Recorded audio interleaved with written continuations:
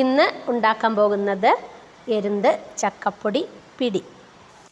എരുന്ത്, clams, കക്കയിറച്ചി എന്നൊക്കെ പറയും.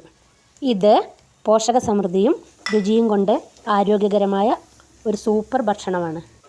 ഈ എരുന്ത് പിടി ഉണ്ടാക്കാൻ ഉണക്കിപ്പൊടിച്ച ചക്കപ്പൊടി കൊണ്ടാണ് പിടി ഉണ്ടാക്കുന്നത്.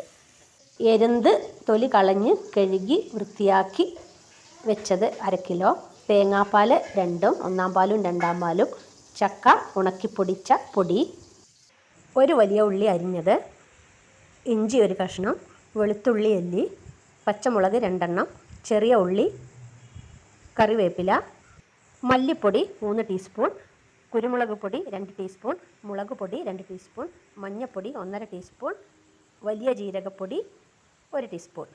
ഇതാണ് വാട്ടി ഉണക്കി വെച്ച ചക്ക.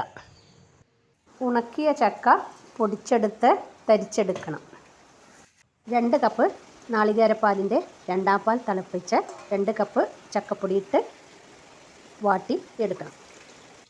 ഈ പൊടി നല്ല പോലെ കുഴച്ച് ഉരുട്ടി ഇതുപോലെ പിടി ഉണ്ടാക്കാം. എരുന്ത് അഥവാ ക്ലാംസിൽ ചെമ്മീൻ, ഞണ്ട് എന്നിവയെപ്പോലെ ആരോഗ്യത്തിന് നിരവധി ഗുണങ്ങൾ നൽകുന്നു. ഉയർന്ന പ്രോട്ടീൻ അടങ്ങിയതാണ്. വേവായ ശേഷം ഒട്ടിപ്പിടിക്കാതിരിക്കാൻ പച്ചവെള്ളത്തിലിട്ട് വാർത്തെടുക്കുക. വലിയ ഉള്ളി, ചെറിയ ഉള്ളി, കറിവേപ്പില, ഇഞ്ചി, വെളുത്തുള്ളി, പച്ചമുളക് ചതച്ചത് ഇട്ട് വഴറ്റാം.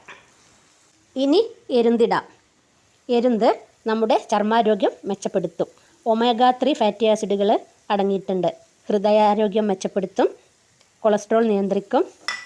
പിന്നെ സെലിനിയം, ഫോസ്ഫറസ് അടങ്ങിയതിനാൽ എല്ലുകളുടെയും പല്ലിൻ്റെയും ആരോഗ്യത്തിന് പ്രധാനമാണ്. എരുന്ത് വേവായ ശേഷം പിടി അതിലേക്കിട്ട് നന്നായി ഇളക്കി വേവിക്കുക. തിളച്ച് വേവായി. ഇനി ഇതിലേക്ക് ചതച്ചു വെച്ച ഉള്ളിയും നാളികേരവും കൂടി ചേർക്കാം. ഇത് തിളച്ച ശേഷം നാളികേരപ്പാൽ ഒഴിക്കാം.